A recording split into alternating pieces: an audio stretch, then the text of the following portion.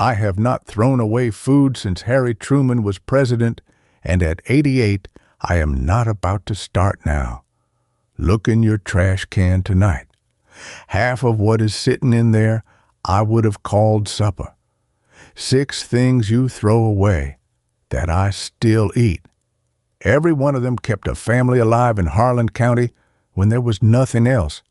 The first one is bread, not fresh bread.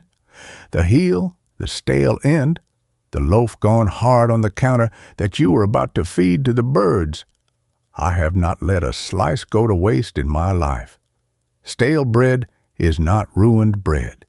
It is bread waiting for a job. A hard heel, torn up and soaked in a little milk and an egg with some cinnamon, becomes bread pudding, and that was a birthday dessert for us when I was a boy. The dry crusts get toasted in the oven and crushed for crumbs to coat a piece of fish or thicken a meatloaf. And the plain stale slice, warmed in a pan with a spoon of grease, was called milk toast. That bowl is what came to a sick child's bedside in our house, because it was gentle and it was cheap. You buy a bag of croutons at the store for $3. I make mine out of the bread you were going to throw at a pigeon. The second thing is the chicken, not the meat, the bones. When you're done with a chicken, you have a carcass, and you probably drop it in the garbage without a thought. That carcass is a second meal, and if you are careful, a third. My rule my whole life has been simple. A chicken should feed you 3 times. Once for the meat. Once for the broth you boil out of the bones with an onion skin and a couple carrot ends. And once more for the soup you make from that broth. Put the bones in a pot with cold water, let it sit at a bare simmer half the day, and skim it when it needs skimming. My father worked a coal tipple all day and came home to a soup built out of bones, and he never once complained because a bone still has good in it if you are willing to work for it. Most people today have never tasted real broth. They buy it in a box. I have not bought broth in 40 years. The third thing is the peels and the tops. Potato peels, carrot tops, the greens still hanging off a beet or a turnip, the tough stem of the broccoli. You cut those off and throw half your vegetable in the bin. During the war, we ate the whole plant because there was no other choice, and it turned out the part we were told to throw away was often the best part. Potato peels, crisped in the oven with a little salt, are as good as any chip in a bag. Beet greens and turnip greens cook down like spinach, and they are free because you already paid for them when you bought the root. That broccoli stem you toss, peel it, and slice it, and it is sweeter than the top. Nothing about a plant is garbage.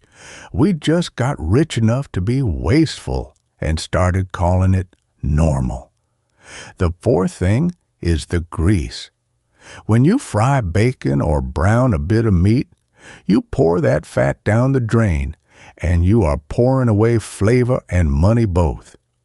There was a coffee can sitting by our stove my whole childhood, and every drop of grease went into that can, and that can cook our eggs, our potatoes, our cornbread. You let it cool, you pour it through a bit of cloth so the burnt bits stay behind, and it keeps for months. A spoon of bacon grease in a pan of green beans is the difference between food you eat because you have to and food you look forward to. I still keep the can. It sits right where the old one sat. People pay good money now for lard and drippings at fancy stores, and they are buying back the very thing their grandparents saved for free. The fifth thing is milk that has gone off. Not spoiled rotten, but soured. The kind you sniff and make a face at and pour down the sink. In my day, we called that clabbered milk, and it was not a problem, it was an ingredient. Sour milk makes the tenderest biscuits and the best pancakes you will ever put in your mouth, because the sourness reacts with the baking soda and lifts it up. A pan of those biscuits sat on our table every Sunday for 54 years. Ruth used the milk that had turned, and there was never a crumb left on that pan by the time the plates came off the table. You are throwing out biscuit dough and calling it spoiled. The sixth thing is the water.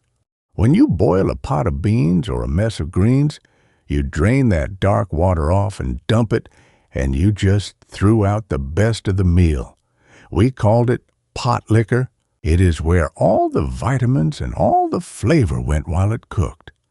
That dark water went into a bowl with a piece of cornbread crumbled down into it, and that was a meal on the days there was not much else. There were winters that pot likker and cornbread was Tuesday's supper, and I grew up strong on it. You have been pouring your supper down the drain because nobody ever told you it had a name. Now, if you want to start tonight, you do not need to do all 6. Start with 1 can and 1 pot. Put a clean coffee can by the stove for the grease, and put a pot on the back burner for the bones and the peels. That is the whole system. Everything I have told you tonight lives in those 2 containers. Do it for 1 month and count what you did not spend. And I want to tell you the real reason I have never wasted a scrap, and it is not the money, though the money is real. It is that I know what it is to have nothing. I have been hungry, truly hungry, the kind where your stomach is a fist, and a man who has been that hungry does not throw food away ever, because he remembers. Most of the people who taught me these things are gone now. My mother, my father, Ruth. What they left me was not money. It was the knowing. And I will tell you the hardest part of getting old. It is not the aches. It is watching everyone hand back the lessons that kept them alive, throwing out the peels and the bones and the pot likker like it means nothing, because they were lucky enough never to need it. I hope you stay that lucky, but learn it anyway, because the world does not always stay soft, and the day it goes hard, the ones who remember how to make a chicken feed them 3 times are the ones who make it through. Waste nothing, not the food and not the years. That is the whole of it.